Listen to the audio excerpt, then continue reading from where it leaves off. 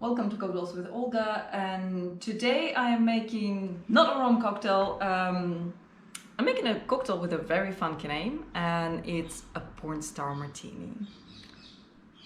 Well, actually not completely, because porn star martini comes with sparkling wine on the side, and I'm not gonna make that part. I'm gonna focus very much on the martini part of it. So if you're very upset of me calling it porn star martini and not serving a shot of sparkling wine on the side, just let's agree to call it a passion fruit martini, because that's basically what it is.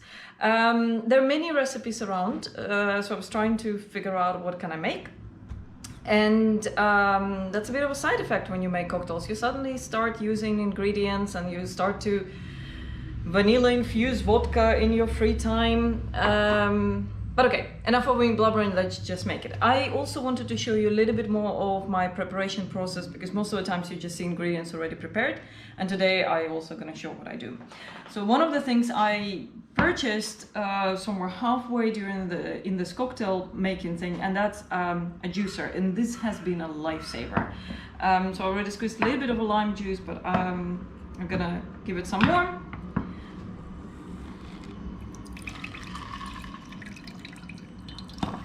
Ta-da! It's so easy.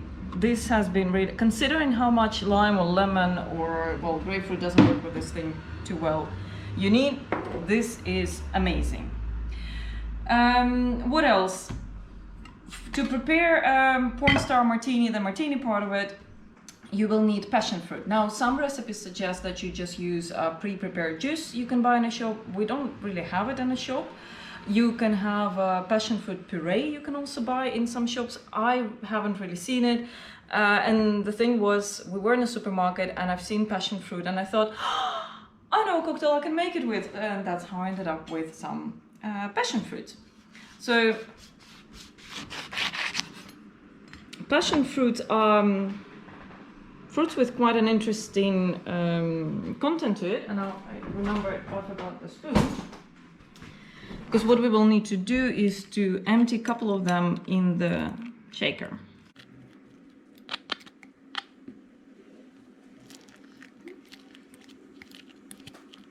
It's indeed a very sexy fruit. Come on. Yeah. Oh, and starts to smell. I already smell the passion fruit. So some recipes come up with a measurement. I think if you have juice or syrup, they're more useful, but if you're working with fresh fruits, you need 2, roughly. And actually, you will need 3 halves, and 1 we're gonna use for decoration. Come on, keep going. And the base flavors of this cocktail is passion fruit and vanilla, and that's why you need vanilla vodka. Now, come on. Yes. Whew. Now the difficult part is done. So you need vanilla vodka, and of course, if you really want to, if you think you can make use of it, go and buy Absolute or Finlandia. Quite some brands make vanilla vodka. I couldn't for the life of me figure out why would I need that much vanilla vodka. So what I've done, I just took a vodka that I have at home. I put fresh vanilla in it, and I left it for I think 4 days by now. Every now and then you just come and shake it. This has been filtered a little bit, but after 4 days, this is what I have. And you can then create also how much you need, not necessarily the whole bottle. It does have a really nice vanilla smell. I love that already. So we need 2 ounces of that. Oh, look at that.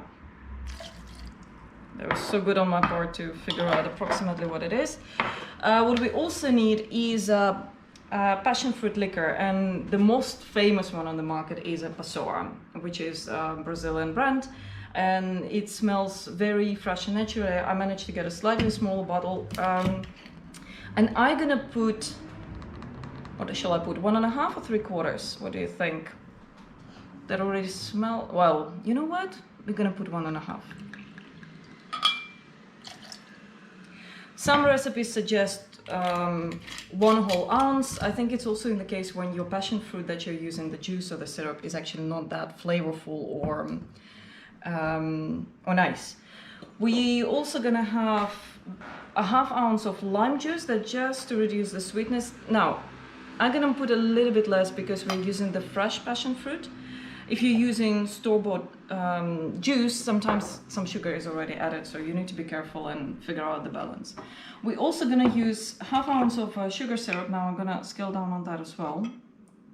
And we'll see. If we don't like it, then the second version will be a bit different proportion. And just to exaggerate that vanilla smell, and you could prepare vanilla syrup, which means you do regular syrup and then put vanilla in there. I'm just gonna put a few drops of vanilla extract. Just a little bit to, to get that vanilla flavor in there. And this is it. So this is everything that needed to go into the martini, and now we're just gonna put lots of ice.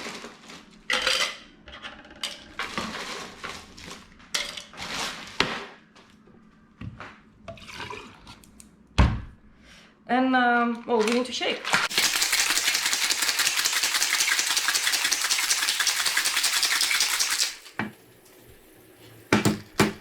I love when my cocktail talks to me, and then I beat it up.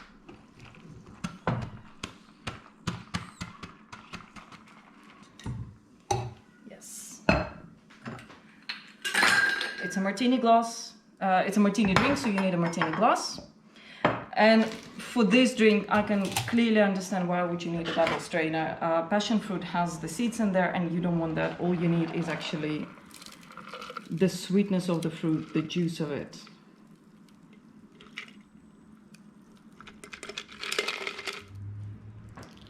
And you see, it has this very cool tropical color,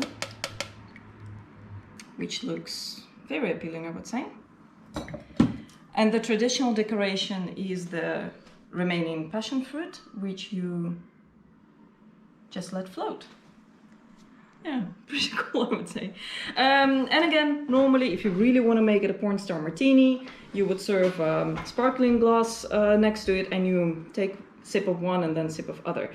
But you know, I cannot wait to just try it.